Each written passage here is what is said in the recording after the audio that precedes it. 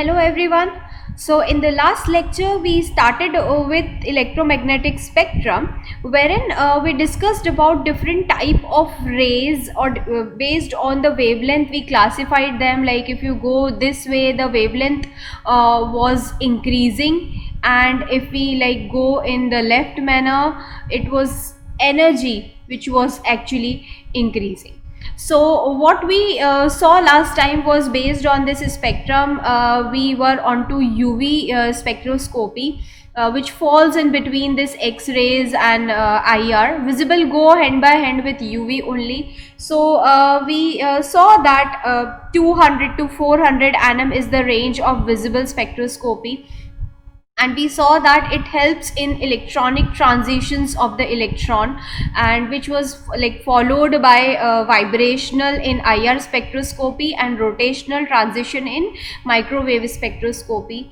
Radio waves normally work with frequency modulation or amplitude modulation, and it like works in your TV and all. So all those signals come in radio waves, wherein X-rays can penetrate the human body. It was more related with the nuclear thing, and gamma rays are very harmful because they have highest of the energy. So we saw that electromagnetic spectrum in the previous lecture.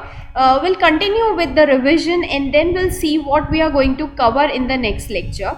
So in the next lecture, I would be covering basically the absorption laws, and there are two absorption laws which govern this ultraviolet spectroscopy determination. The first law is Lambert law, and the second law is Beer's law. And overall, when you combine them, you'll get this kind of derivation here, which is known as Beer's-Lambert's law. And it's just study what happens when you allow a light to pass through a sample. This one is your sample, and then you have to study what happens, what is coming out of the sample to the transmitted light. So this there will be one detector which is going to detect this light. So we are basically concerned about what kind of light we are falling, like we are using here. In case of ultraviolet spectroscopy, a definite wavelength light we are going to use. Now the sample, what is this sample going to do? Is it going to absorb some light? And if it is going to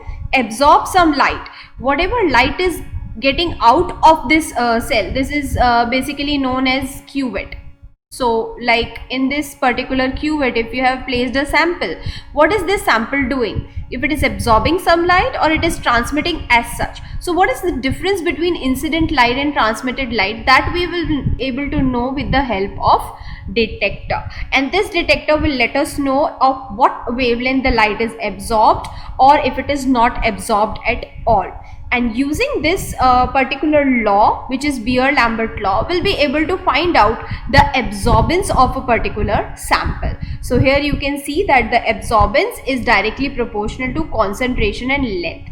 Now we'll discuss this in detail in the next lecture, and if the time permit, we'll do some kind of problems also. I'll give you some kind of numericals wherein you have to use this law to find out the overall absorbance or concentration or the length of a particular sample. So that's all for now. Thank you.